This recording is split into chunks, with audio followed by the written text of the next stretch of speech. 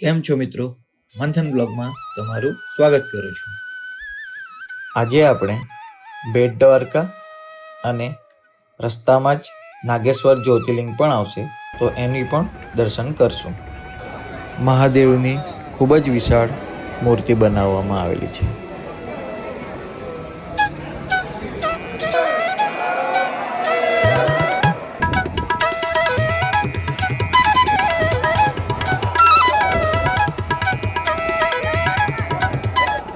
દર્શન કર્યા પછી અમે બેટ દ્વારકા માટે નીકળી ગયા.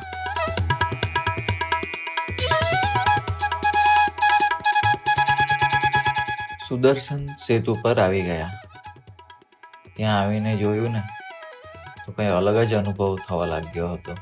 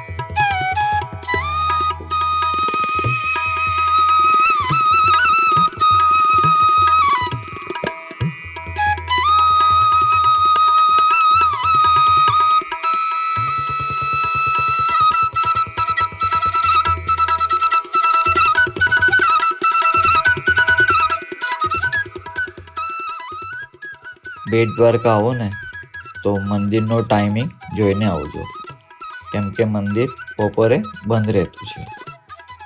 ખૂબ જ પબ્લિક હતું. દર્શન થઈ ગયા અને પછી નીકળી ગયા.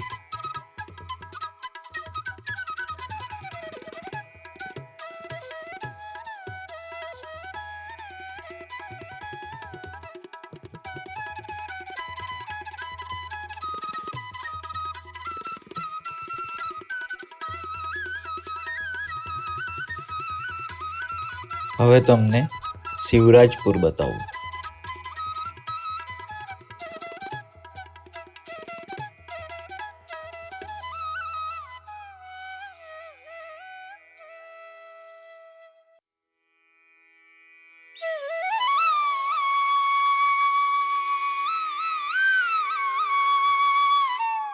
ઘણી બધી વોટર એક્ટિવિટી છે.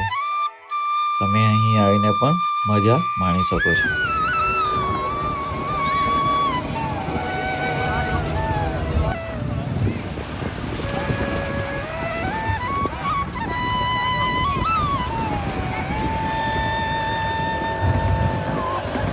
પછી અમે ઘરે જવા નીકળી ગયા અને રાતે એટલો બધો ફોગ હતો કે આગળ 5 ફૂટની આગળ પણ દેખાતું નહીં હતું.